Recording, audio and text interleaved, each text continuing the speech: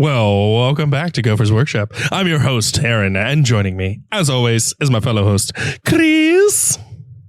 Hello. And Sky. Hi there.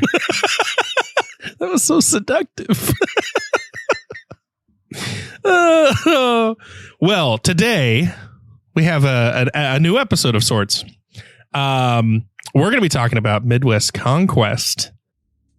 We had a whole group, or a team, as you will, go to Midwest Conquest. So we got some in-person reviews and information and such. But we'll start with the kind of, I don't want to say meta because that's about to change because we're getting new mission decks and stuff like that. But we'll go with kind of the results. We had in the top 8, 3 Death Guard players, Custodes, Drukhari, Ultramarines, Space Marines, a Sisters player, and a Death Watch player. Death Watch player was one of our guys. Good job. But with the whole group, there's a lot of kind of information within this top 8 here. First off, 3 Death Guard players. Right? Yeah, that's a lot. That's a lot. That is an indicator, not only just because they're new, but because we've had like World Eaters new and stuff, which also did well, by the way. Didn't make top 8, but did very well. And they have gone undefeated other GTs since their new codex release. Mm-hmm. So both of these codexes are very good. And we'll get to it later, but Sky even had a run-in with a World Eaters player and had a rough go. But this is to say that the factions are solid. I'm not saying they're broken, but they are very good. They are already finding their stride. And with the points update that should be coming soon, we shouldn't be surprised if certain units go up, even from these brand new codexes. I would also be remiss to say that if you look at the different lists for whether it's the Death Guard players or whoever, they actually are pretty varied. The fact that like one of them had Mortarion, the other 2 didn't. None of the lists were really that similar. Like they all ran some amount of bloat drones and some amount of Poxwalkers, sure, but they're Death Guard, right? So like being stuck on the same units is not irrelevant. It was still nice to see how diverse their lists were. The short answer here is Death Shroud Terminators. They are the thing that was kind of the crux of all of their lists across the board. So again, when we come to these points updates, if Death Shroud Terminators go up, maybe it's the min unit goes up, maybe the max unit goes up, maybe one of each, not both, maybe both. But like these are solid choices that are doing extremely well. Again, I suggest everyone who hasn't listened to our review, go back and listen to our review because we are, I don't want to say like perfectly accurate, but like a lot of the predictions we're looking at are very relevant, especially with World Eaters, where like Reddit thought World Eaters were bad. And with no changes, exactly how the book came, World Eaters players are already finding their stride and finding good units that are really supporting them. And it happens to be a lot of shooting units, Forge Fiends, things like that. So again, I strongly suggest listening to our reviews because it's going to give you a perspective that is different than some of the internet, at least initially, and is probably more in line with what they're going to say now. But we also need to talk about some of the oddballs that kind of showed up. The fact that we have like a Custodes player, an Ultramarines player, a lot of that makes sense. Totally okay. The fact that we had a Sisters player got 6th place. Yeah. That's a new one. Out of like 70 too, like respectable. Yes, very respectable. Like looking at their scores were solid. The reason this is such a big deal is not because it's like, oh man, Sisters are bad, whatever. It's the same idea as Death Guard or whatever else. We are, according to the internet, they got nerfed a while back. And they got nerfed so hard that all of a sudden they become unplayable. And we saw them drop off. Some of that, I think, has to do with the hype or negative hype that they got from those nerfs of like, no, but they're bad now. You can't play them. You couldn't possibly win. well, you've got this Sisters player who's saying like, yeah, you think they're bad, but also I'm a Sisters player. I know how to run them. No, look, I can still win. And they absolutely did. They did great. 4-1. Their lowest scoring game was 62. And that was one of their wins, by the way. Like their loss, they scored even higher than that. So this is a solid player using what's available to them. And they're ignoring the internet for the most part as far as, no, but they're bad. And because of that, they put in the effort and they were able to do well. And I'm not trying to hype up Sisters. I'm not trying to hype up like this person. I'm just saying this is another example of what I've been trying to explain to people for a long time of like, I don't care if you think Grey Knights are terrible. I don't care if you think Sisters are terrible or whatever your faction is that people have convinced you is bad. If you put in the time and you put in the effort, you can still do good. Yes, it's more work than some of the easy factions, air quotes, but that doesn't mean you can't do it. So do not fall into this belief of like, no, but I'm playing guard or I'm playing whatever and everyone convinces you they're bad. So I'm going to keep playing them for fun, but also like I couldn't win. Like, no, you absolutely can. You just have to keep trying. The other ones, Drakari's a little bit of an oddball as well. It's not that they're bad. People agree that they're kind of middle of the road, pretty reasonable. So again, I'm not going to say that this is a surprise to us, but it is I think a solid indicator of like this person was putting in the effort. They know kind of what they're doing and made some good choices. This all comes around to a couple of discussions we're going to have both on the results of this GT, but then also about the GT in general. Looking at the results for those of you at home that have BCP and want to look at those results, you totally can. Most of the information is public without a subscription. With a subscription, you can see additional information like lists and stuff like that. But one of the things we can kind of glean from the scoring of this is specifically we have to have a discussion on conceding.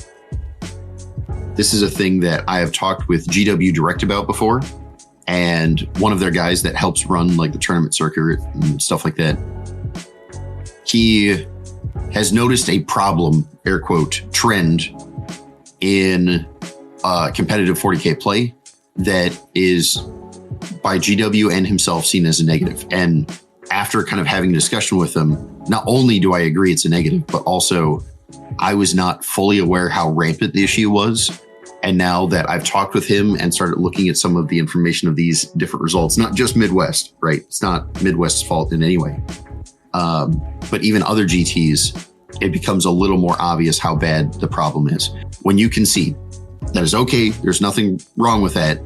But the rules as to what happens when someone concedes are not necessarily written in stone. TOs can kind of do whatever they want, and GW wants it that way. GW wants to empower the TOs.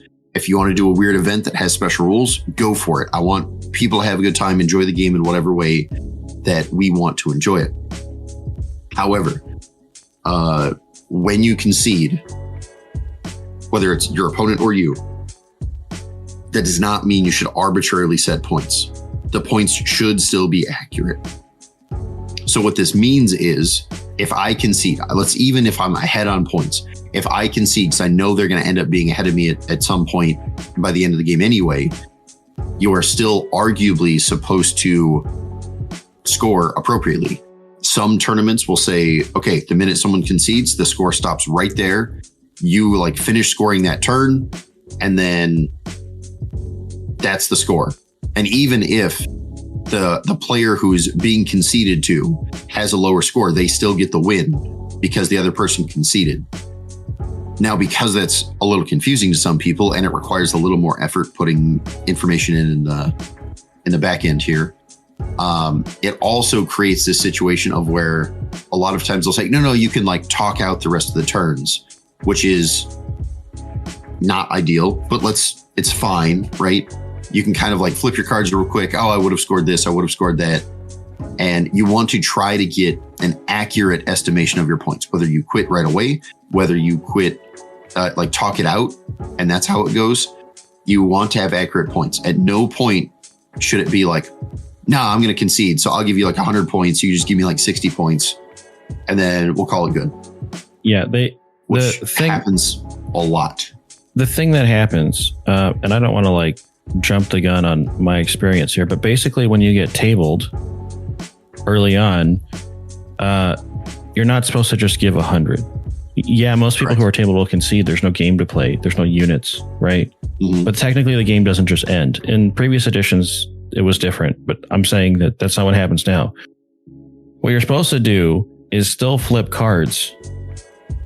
For you, it almost is irrelevant. There are some things you could score still, like terraform, if you manage to do it, even though you got tabled. So, you know what I'm saying? But yeah, the reality is they have to flip secondaries for the remaining turns, show that the units are going to score those things, and then that's their score.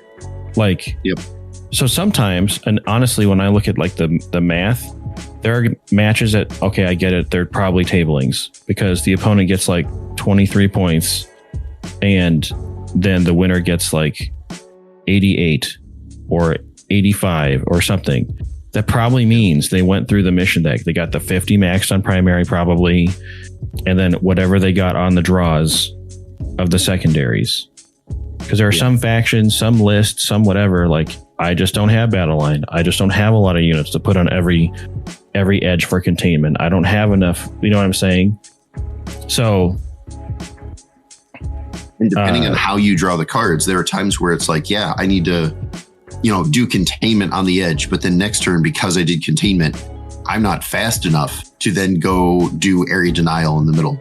The reason we're bringing all this up is because if you look at a lot of the scorings, there are in fact games, especially when you're looking at like the top, 8, 10 players, right? There are games where you are going to see them score 100, and that is legitimate. I'm not saying 100 scores aren't legitimate, because especially round 1, right? You've got this like, ended up winning top 1, 2, 3 player, right? Like, but they got 100 round 1. Well, it's random pairings. They got paired up against someone who's a little more casual. It's not at that caliber. And it makes a lot of sense that they scored 100, right? Their skill levels did not get matched up appropriately because it's random. There's nothing wrong with scoring 100. That's reasonable. However, when these people are scoring 100s in their like second to last round, this is the hardest match they've played all weekend. The chances of them scoring 100, very unlikely. So what does this really mean? It means that people are conceding, which again, I'm not even upset about the concede, right? Like you've played 5 games over the course of 2 days and you're like tired and I'm not going to win the prize. So I just want to like go home or go get something to eat, or I got a long drive ahead of me. The conceding isn't the problem. It's the gifting points afterwards. So the idea of like, I concede, I'll just give you 100 points. You give me 60 points. When if we flipped the cards and did the real points, I would get like 20 something. So not only did I cheese my tiebreakers by gifting myself extra points, but now I'm gifting you points in order to convince you to give me those points. Right. I'm helping your tiebreakers. That's the thing, is it's the bargain, right? Correct. So I got tabled. I got 23 points because it's not like I don't score points. That's what happened, right? Yep. And then the bargain is, hey, I feel bad, man. Why don't you like give yourself like 40 points? And we can skip the conversation about whether I get 100 or 88 or whatever. Yep. And this sounds they're bargaining themselves. They're bargaining themselves upward. Correct. And that's especially from the winning side, right? Like I should be scoring 90 points, but I'm going to give myself 100 in order to make you feel better about me taking extra points I didn't earn. I'm going to give you some extra points. And if we're just talking about a single game, right? Like this single game between 2 people, arguably it's not that big a deal, right? Because it's like, no, you still win either way. I still lose either way. Who cares? But the reality is it's not about fairness between those 2 players. It's about fairness between those 2 players and the other people that are in their bracket or placings for the next round or for the end of the event. So like, well, because you could get a win, but the guy who got a 23 to 88 win versus a 20 or a gifted 60 to a gifted 100 win. Correct. It's unfair. Correct. And that's the main issue. And if you look at, again, the top 8 for Midwest, and again, this is not a Midwest exclusive problem. This is kind of everywhere. And GW's aware of it. They're just not 100% how to correct it as of yet. Or at least they haven't put anything out, I should say.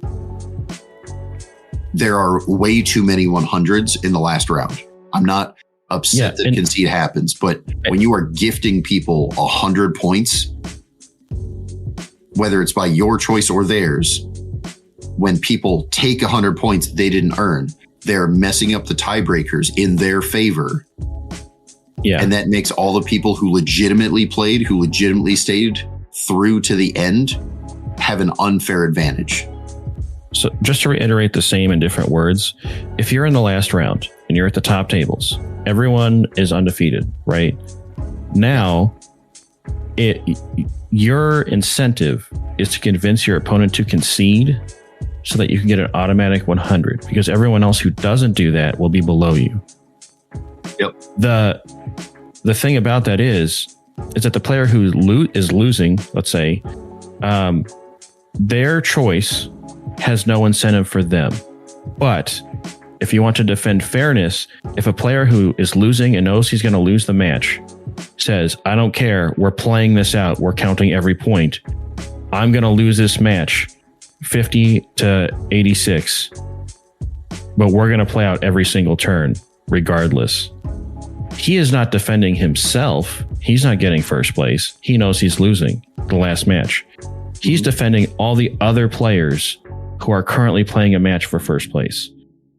Correct. From from his opponent that is trying to get a free cheap 100. Correct. And this is very relevant. Again, if we're looking at Midwest as an example, the number of 100s in round 5 is way too many. These are all concedes, almost certainly. Furthermore, it actively has a real difference, right? Like if we look at third place and fourth place. Well, third place, I have a giant issue with, right? This is the Drukhari player. I'm not saying he's a bad player. I'm sure he's a great player. Does he deserve to be in third? Maybe. Does he deserve to be 4-1? I'm going to say yes, absolutely. Because again, people don't concede unless they were going to win anyway. So the fact that he's 4-1, he is a good player. I'm not arguing it. But the fact that he was able to get 4 100s in a 5-round event, and the only non-100 he lost, I am betting any amount of money these 100s are not because he earned a 100. Some of them, maybe, right? Like round 1, he is a good player. He gets paired up, against a more casual player, and he absolutely gets 100. I'm not going to argue the first round, but you're telling me round 4 and round 5, his 2 hardest matchups, he gets a 100. I'm not so sure about that. I think that's a concede. I think he probably should be earning 80, 90 points, right? And he still scores high because he's winning. I don't argue that. But the fact that he got a 100 means that the tiebreakers between third and fourth, no, it turns out fourth place probably should be above. The Custodes player should be higher ranked than the Drukhari player.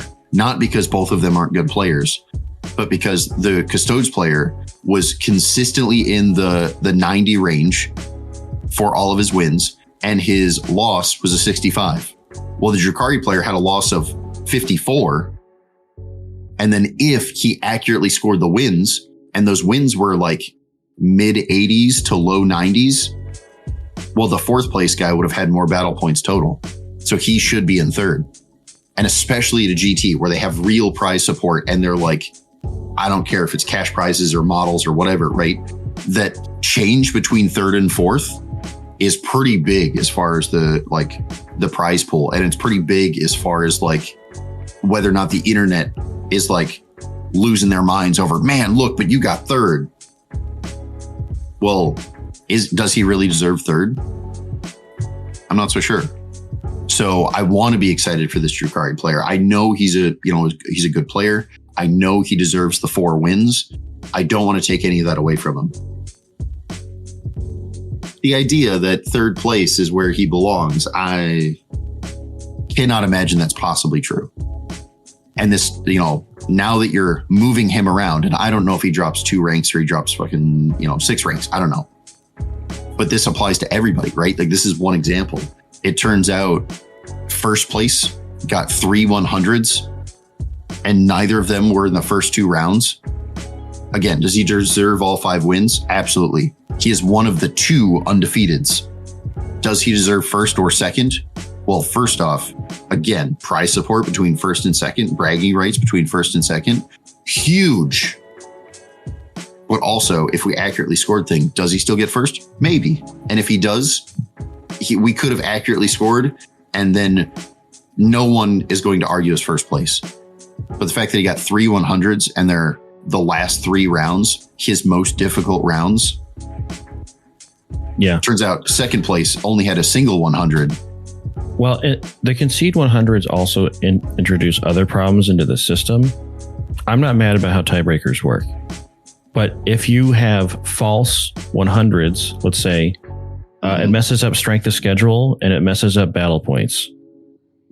You're right, because exactly that, right? If the third round, someone concedes 100 points, there's still 2 more rounds to go. Well, the fact that they conceded 100 points means that the losing player not only increased their strength of schedule and made their tiebreakers better, but that means their fourth round, they're probably playing someone who is arguably tougher than they should be fighting, which actually is a disincentive, because if they lost and they're supposed to pair down to something that's appropriate to their skill level in order to work their way back up the ranks and find where they belong, making up these points or gifting these points changes who they would fight. It's not just the points themselves, but also it changes their tiebreakers and all this other stuff. So now they're not even fighting the person that they should have if they were being honest about points. So it's a disincentive of, you're pairing yourself up. You're making your next opponent actually tougher than it should be, because you should have gotten a win round 4, but you ended up getting paired up a little too hard because you made up points and now you lost again. My opinion and my advice, and feel free to recommend slightly differently, Chris, but basically is never take your points, don't get extra points, and don't let your opponent take extra points. If it's not scored in the game from main mission, secondary missions, whatever, it's not part of the game. Interpersonal, I'm more confident, I'm more tilted, I'm less tilted, I'm more depressed about how my faction did, blah, blah, blah. That is not part of the game. It's definitely not a part of the score, right? It's not meant to be part of the score or how the rankings work. Correct.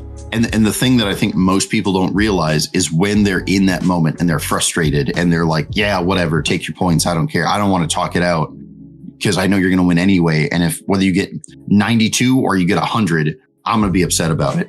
So they just kind of say whatever and throw their hands up. That is unfair, not only to yourself, because again, it changes who you play in the next round. It changes whether or not your tiebreakers are accurate, but also it's unfair to all the other people that you don't actually get to play against, but your opponent, who you are gifting points to, does have to play against. You want to be ranked with people that are right at your skill level, because those games end up being the most fun, the closest games, because you guys are on par with each other. It's the most interesting gameplay wise, right? You get to play out all 5 turns and interesting stuff is happening through the whole game because you guys are closely matched. If you, even as the losing player, take an extra 40 points, you're screwing up your submarining. You're just not willing to go deep enough to where the fun games are for yourself. You're there to play games. At the end of the day, it's a gameplay experience. Win or lose, you're there to play the game. Right. And every event that everyone plays in, I'm going to argue their 5th round, their last round, is supposed to be and should be their funnest game of the whole weekend. Why? Because they are playing against someone who arguably, if you're putting in points correctly, is the most accurate to their skill level. So it's going to be one of the closest games. It's going to be one of the best games. And as long as you're not getting frustrated and throwing your hands up and just gifting out points and messing up all the things, the pairings and whatnot, that's what's going to happen. You're going to have the most fun the last round. But when people are gifting out points, when they're messing up all these tiebreakers, that's where you get all these weird interactions of like, but the fifth round is just, I was just tired. I didn't care at that point. Whatever. This guy was being a tryhard. Like, none of that should be true. And the reason any of it is true, I would argue, is because it's the number of players that are just gifting out points. Again, to reiterate, this is my perspective, but it's not just my perspective. This is a known problem that GW Big Boy Official is actively worried about. When I was trying to talk to him about how do you do like tiebreakers and what do you think should be ranked first, over the others as far as tiebreakers, they immediately said, I don't know how to fix the tiebreaker problem, because the GW is like, but it doesn't matter how you rank the tiebreakers. If people are lying about their points, there's no metric that you can do to fix it. You could change it away from, you could make it battle points, which they're lying about, or at least some of them, right? Not everybody, but some people are lying about. But then if you change it to strength of schedule, well, now the lying about at points kind of is less relevant, but it still has an impact. Yes.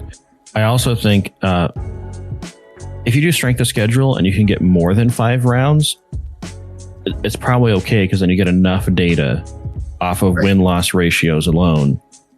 But when we're only doing 3 to 5 rounds, it's really hard to dictate that. Like, there's just not enough data there to support like the opponent win percentage. And especially and specifically at events exactly like Midwest, where they invite so many people, which we're all happy about, right? Like, we don't want to be excluded because they ran out of tickets. Having a more diverse group is always better. So they introduce so many players, hooray them.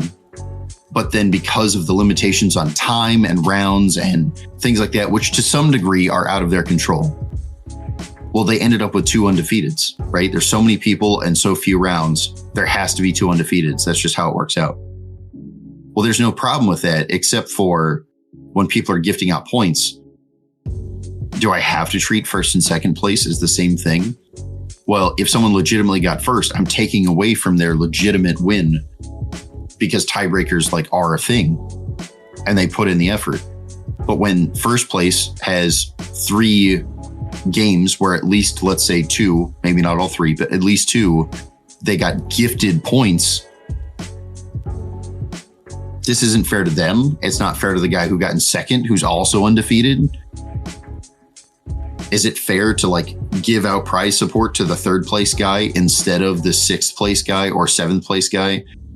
Because the 7th place guy didn't get any hundreds, but boy, howdy, is he like in the high 80s and even mid 90s on like almost every game. It is really good. But because this other guy who's in 3rd place got a bunch of free points, air quotes, like, no, he gets prize support and the guy in 7th gets none. By the 3rd guy doing his points accurately, does that mean that like the 7th place is going to jump up to 3rd? No. Right? I'm making up a scenario that isn't real, but it is real that 3rd place got free points and that changed their tiebreakers. And if they accurately scored even 1, let's say 2 of their games accurately, they would lose a rank.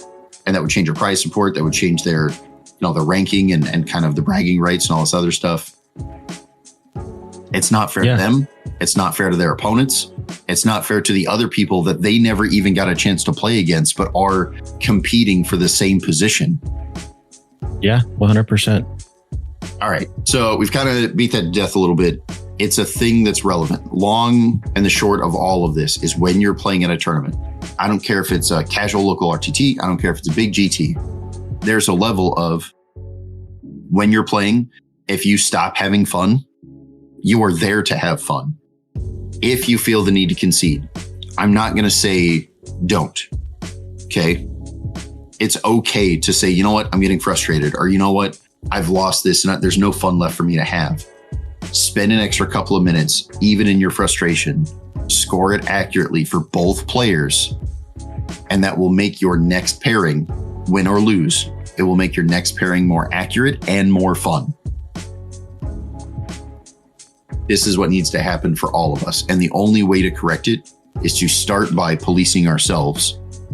And in policing ourselves, we will effectively be policing our opponents.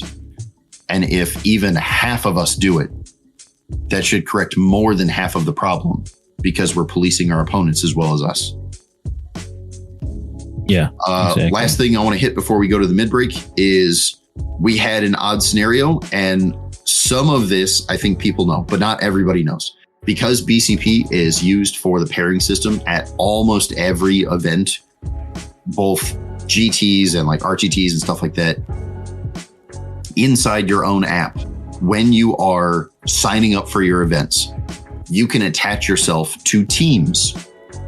Why is this relevant? Even if your local shop doesn't have an official team, you and your buddies, before you go to an event, you should go into your app, you should create a team, and you should all join the same team. Why does this matter?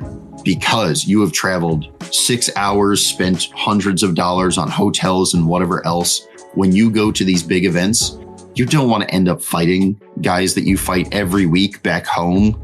If you and your friends at your local group are on the same team in the app, the first round, when they full random pairings, the app is smart enough and is designed to not pair up people from the same team, because they recognize you've played each other before. We're going to get you someone else. There's 70 plus people here. We have plenty of options. You don't need to play someone that you've already played every week for the last 2 months. We happen to have that, or have had that problem on our team. The first round, one of our guys played another one of our guys on the team. And again, it's not that they're upset that they played each other, but they're not happy that they spent money on a $75 ticket and then $200 on a hotel and traveled for 6 hours to, no, we've already done this. Right. So yeah. It's a little thing. And I think it's a thing that not everybody knows about, usually because these events are so big. The odds of you playing someone you already know, it's not that big a deal. It's not going to happen that often. And when it does happen, shucks, oh well. But it's one of those little details of spend an extra 5 minutes checking in. Make sure you and your buddies that went to this event together are linked to the same teams. And then you can just have a better round one, because you know you're not going to get paired against someone you've already played against 100 times. All right. So let's do that mid-break thing. And when we come back, Sky is going to give us a lot of his experiences and some of the things he noticed at the old GT.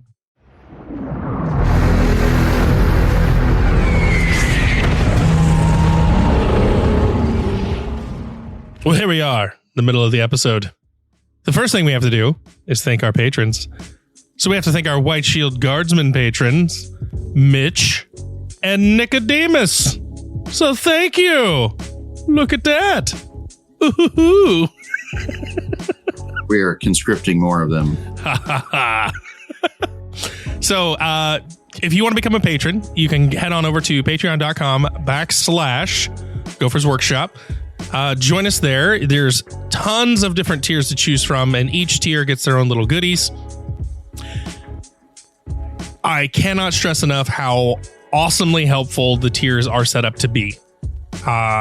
Chris has generously donated tons of time to make sure that you, as a patron and a listener, can get as much info as possible, in addition to as much aid as to play the thing you want to play.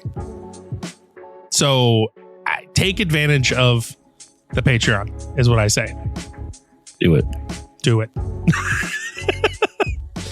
So all that being said, thank you to our patrons. Thank you to our dear listeners. What do we got for the mid-break? News. Ooh. This week, there's a bunch of releases, but we finally got a break from 40K releases, which is nice. But there's some AOS Spearheads coming out, which is fun. Spearhead, the game itself is actually, really balanced and really fun. Give that a try if you haven't. There's some old world stuff, Beastmen and Felgor, things like that. And then there's actually some Middle Earth stuff. So there's some more Lord of the Rings minis and rules and stuff like that. In addition, there is we've had a ton of leaks this last week, both for the new mission decks and Space Wolves and all that good stuff. None of those are officially released yet, but they're on their way. As far as our pre-orders have gone, I regret to inform everyone, in case you were wondering, you were thinking it's a local issue, whatever, the new mission decks are coming, right? It's great. We're all excited. The allocations have been beyond rough. There are plenty of places you can look online to find many stores complaining about this. Not only did they sell out on the web store quickly, which kind of is no surprise, but coming from not only myself as a store, but also plenty of other stores that, again, you can verify online that we've all had the same issues. Allocations this time around for the mission decks were absolutely awful. Yeah, we know we're looking at less than a third of the previous mission deck on release. And that's after allocations specifically. Do not be upset at your local store. I don't care if it's me. I don't care if it's someone else, right? We are trying to get as many as possible. I got allocated down to like 10% of what I requested. They are just not available right now. We have to hope that GW has a reprint available and very soon. That's all we can do. Anywho, on that low note, let's get out of mid-break and back to the cool GT stuff. All right, let's head to the last part of the episode.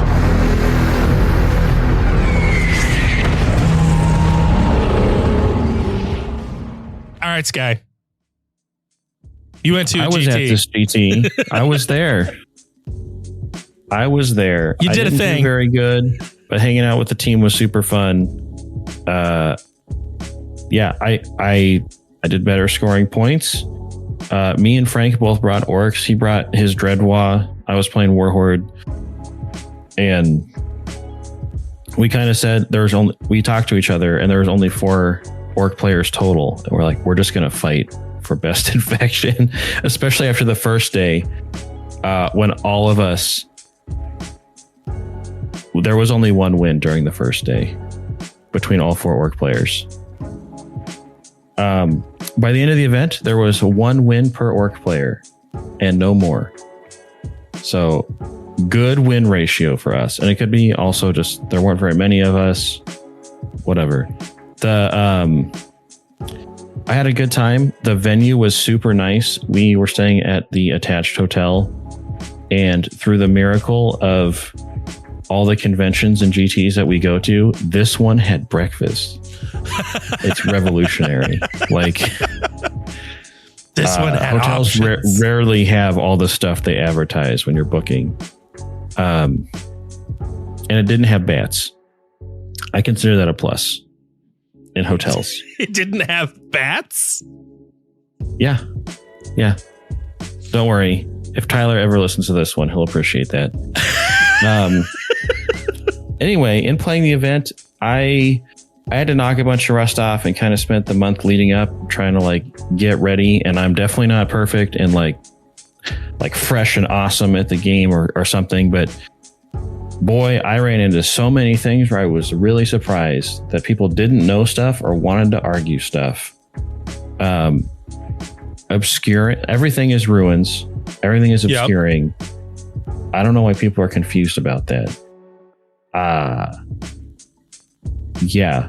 And maybe it's because I got thrown to the lower table. So I was like half teaching people stuff for most of the game, or most of the event, I should say. If you're standing outside the template, you can't be seen without true line of sight from somewhere, unless you're like a Titanic unit. I think flyers also. No, if anyone ever so played them. the obscuring still applies to all of them. It's only when you are actually inside the terrain in any form that changes. Obscuring always applies to everybody all the time. Okay, so then when you toe into it, when you partially put your base on something, but you're not wholly within, just partially on one of the ruin templates laid out in the mission pack, then you're like true line of sight visible, right? Yes. Now, but a lot of not necessarily can see out. There's some exceptions. Right. So there's a thing called the one-way mirror effect, and this all has to do with ruins, which currently GW says all the terrain is ruins. All the terrain uses these templates. So even when there's no walls, there's still a piece of like invisible terrain that is blocking you. There is some confusion about this. The answer is, I don't care if it's low tables where you have casual players or whatever else, right? First off, it's GT. There's a level of you should know at least the basics, whatever. But let's say you get confused because your local play group is also confused and there's no one to like help teach you. First off, this is part of why we're here, right? We are trying to be educational. We want to teach people and help them understand. But obscuring is new, let's say, to this edition-ish.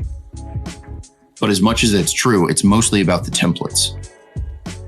If you are not touching it, and touching is a bad term here. If you're not on top of the template is infinitely tall and a block's line of sight.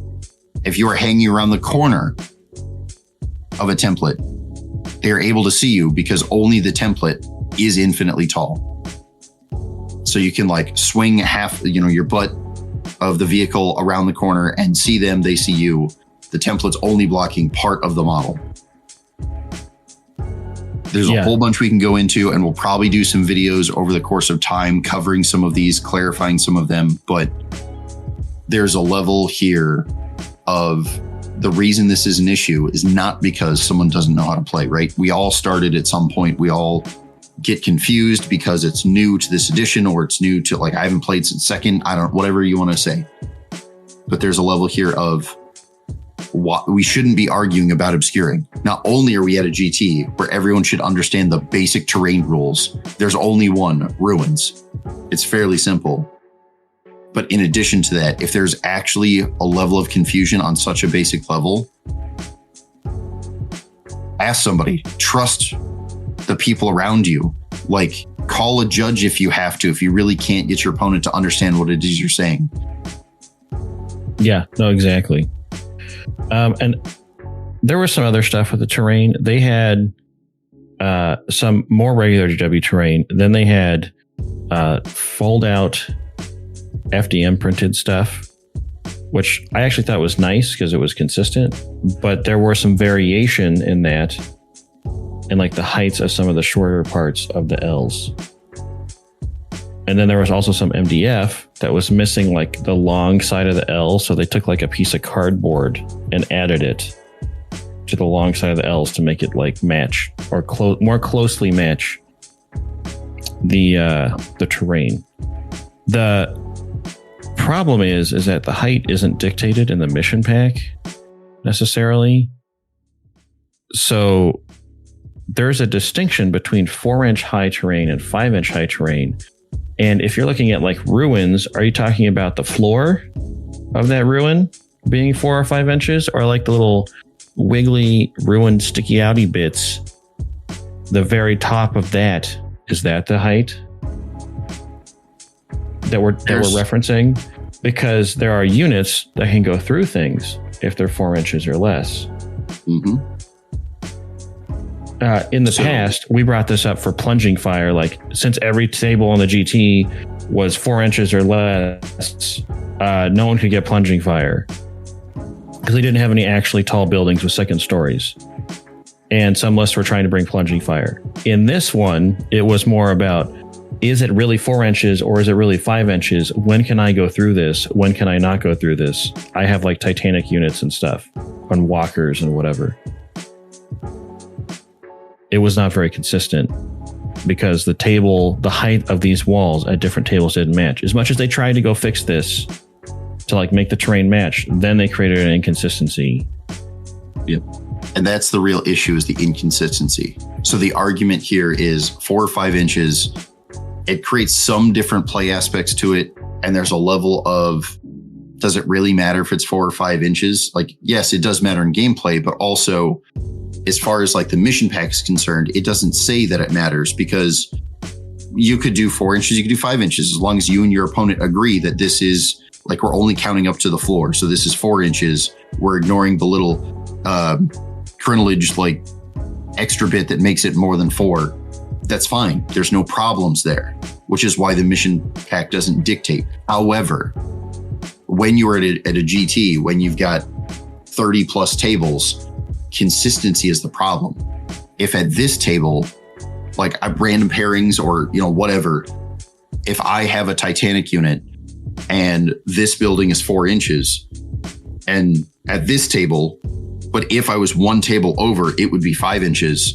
Well, now as the Knight player or as the, whatever Titanic player, I would have a totally different game.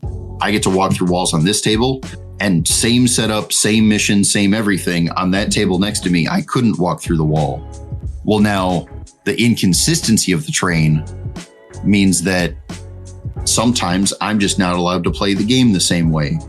And it's not like I made any different decisions or my opponent made different decisions, or like part of the reason that every table has the same mission and we don't just roll for it or pull cards at random is because as players, we would argue it's unfair for the table next to me to get a benefit to battle line, and they have a bunch of battle line, and then I have a bunch of battle line, but I don't get a battle line benefit.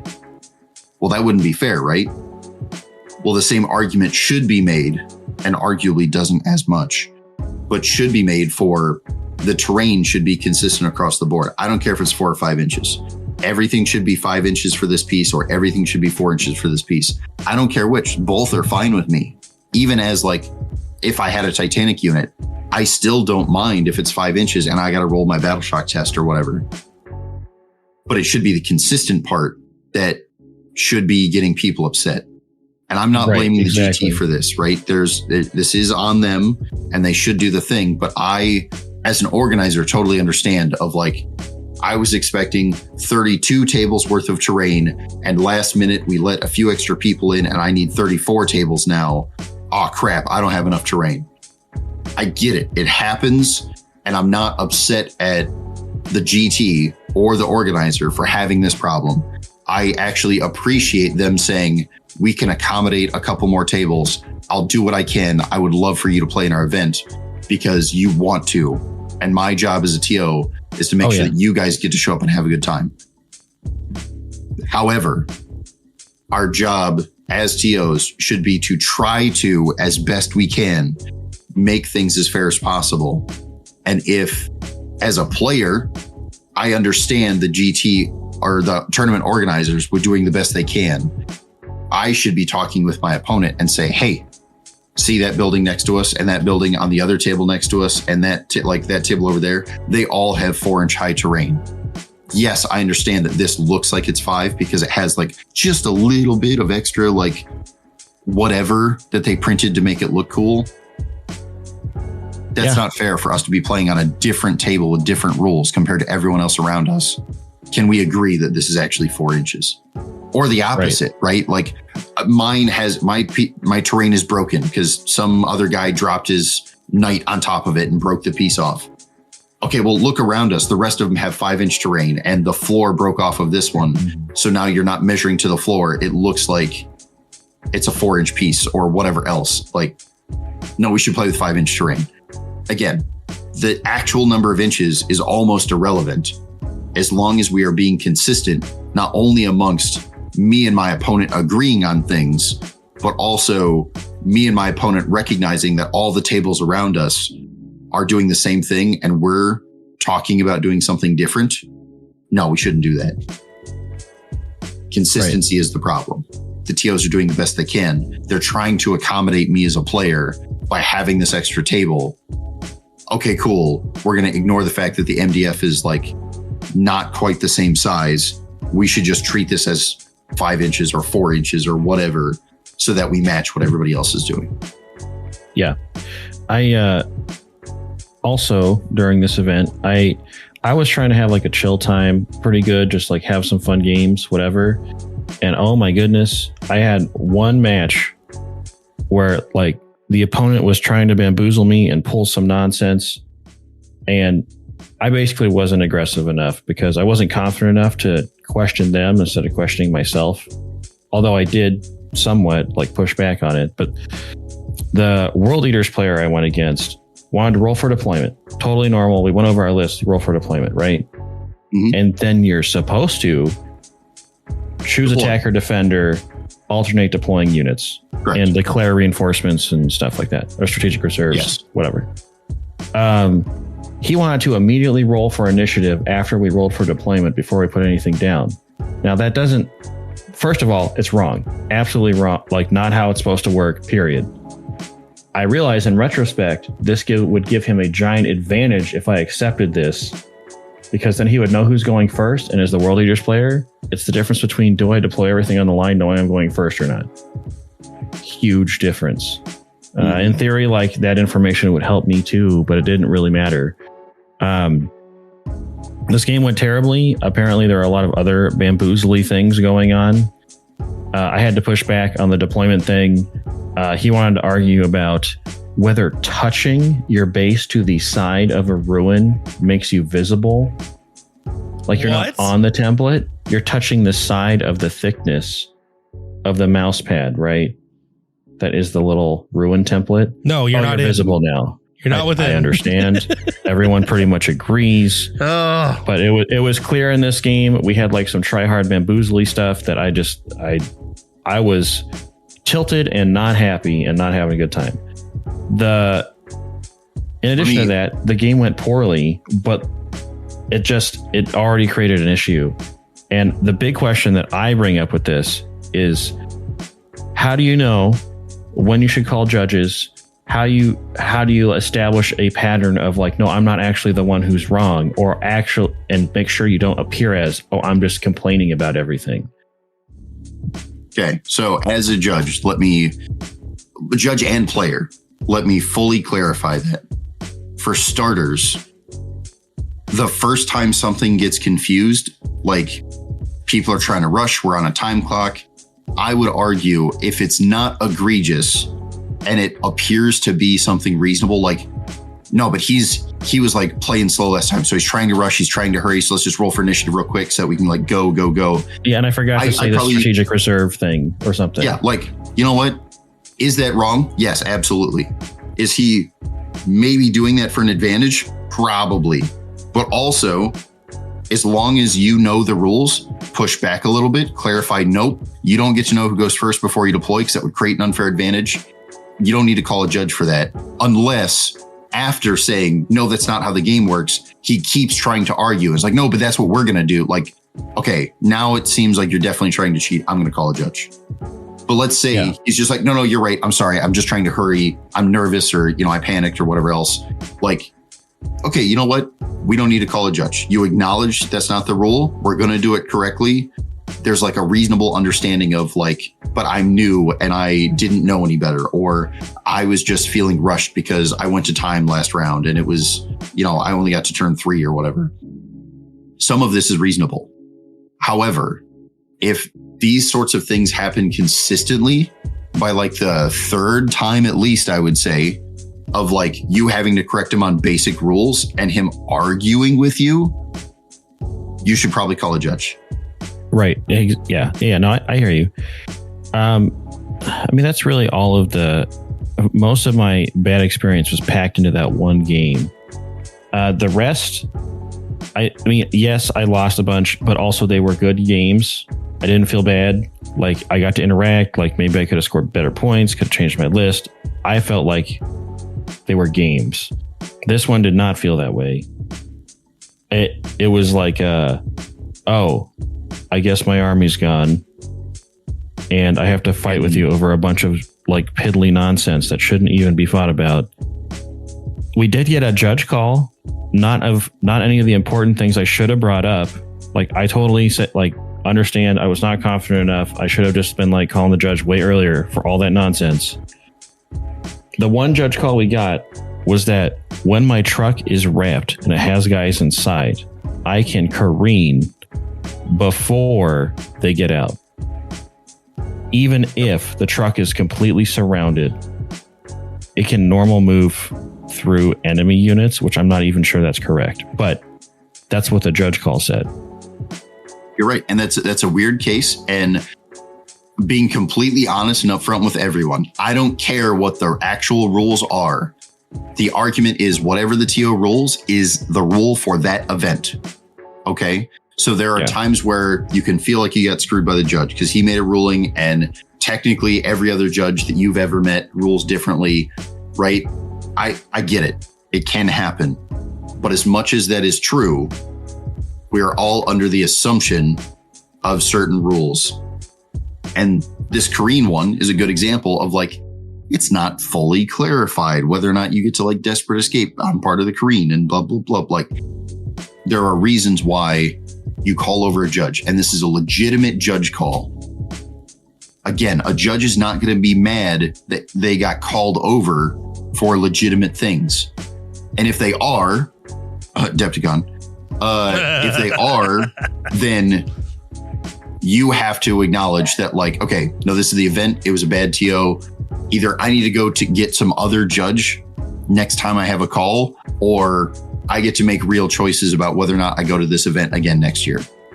But a good judge is never going to get mad at you for asking like legitimately confusing or weird questions. And the only time they are going to get upset is when they come over and you ask a question that is not only obvious, but the person who is wrong argues about it. This is part of why people need to feel more comfortable calling judges. Because most people don't call judges because they're like, no, I'm afraid the judges get mad at me and find me annoying. And like, sure, let's say they do. They're not going to get annoyed with you calling them over until like the third time or more.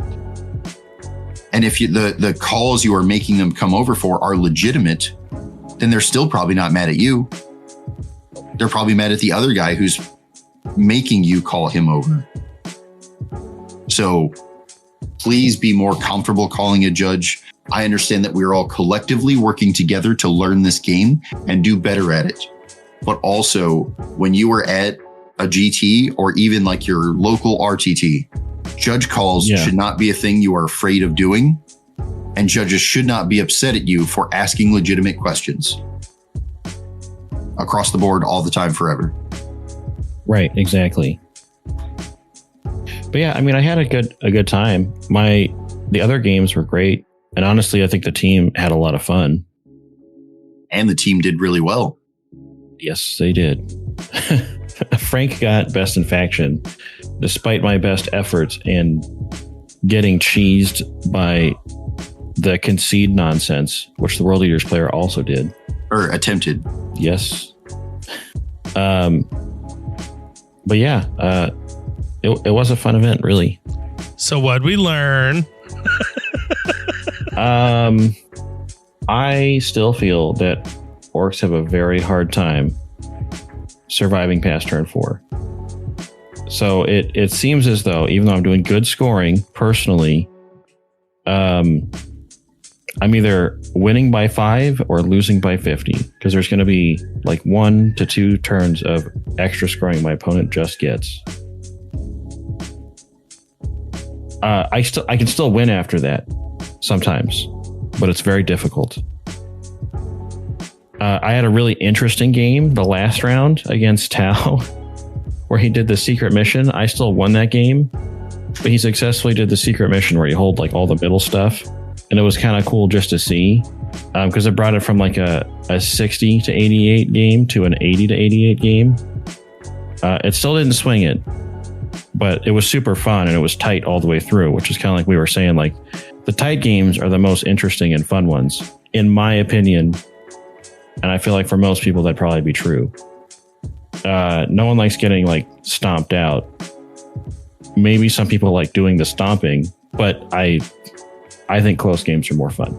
I would argue even those who like to do the stomping, that's only true as like a, no, but look how good I did every so often. If I went to a GT and I was the third place guy and I'm like, nope, 4 games out of 5, I absolutely crushed them. They had no chance. Well, you're right. For at least some of those games, it'd be cool to tell my friends like, no, I did so good. I totally got 100 points. It was great. But also the rest of the games, I'd be like, I paid $75. I'm paying $200 a night for a hotel. I came here to not only have fun, interesting games, but I came here to like see something I haven't seen before. If I'm showing up and my opponent basically just picks up models and walks off and concedes to me like beginning of round 2, I don't even know why I showed up. I didn't get to play any games. So do we got anything else to talk about with this GT? No, I think that's it. All right. Well, I'm going to end this on a happy note. You ready? I got a question of the day. You got Oh, boy. Who gave you the right? I'm taking it.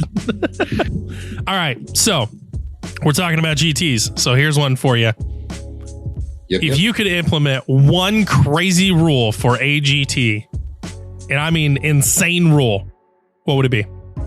Caveat. Does it have to be fair? No. It's just got to be fun. That's the only rule for this. I'd put in the flyer patch. We could go over it later, but basically, give flyers rapid ingress on turn 1. That's it. For free. For free? So that they actually get their turn's worth of playability. Okay. That's it. That's what I would do. And honestly, that might matter. I don't know that this is fun, but the thing that I would implement that I think would, in the end, make the game more balanced, and also because it's more balanced, more fun. I would, and we've tried to do this before in like a much softer way, but I would make an argument of, I would love to implement a rule that without talking it out, you have to complete all 5 turns or everybody scores 0. It's a tie. Ooh. Now, okay, so hear me out. Partially, I'm backed by GW official, right? GW, big boy GW says if the game is balanced for you playing all 5 turns, there are several factions that like are gun lines and are going to score terribly early, but also their whole job is to kill enough early while not scoring that they can score in the later rounds, and then it becomes a close, tight game. This is how they're balancing certain factions. But I think if you implemented, you have to complete all 5 turns, players would stop sweating the small stuff. They would stop arguing about nonsense. It doesn't matter. And everyone would not only get a more accurate score, so their next rounds are better pairings, more accurate pairings. But I think it would just get everyone to a place of what the game is supposed to be as intended by GW. And by the way, 5 turns is not that hard. If you know what you're doing, if you're willing to accept the idea that I can complete all 5 turns in an appropriate time frame, you'd be surprised how often it happens. Our team guys are not, they're very good. They're not the best in the world, but they are very good. And I don't care if it's Tyler getting 7th place or whoever else getting like 3rd to last, right? They're able to complete 5 turns because they're not wasting time. And both players feel better that they completed the game instead of we only did 2 turns in 3 hours. And it turns out, I don't care what the score is. We both feel screwed. Yeah. I'm not saying it's air quotes fun, but I'm saying in the end, I think everyone would be happier and have more fun with the game if people felt obligated to complete all 5 turns. See, you went all super duper with it. I was just going to add the hazard keyword to anyone who has a jump pack, moves faster than 12, or advances.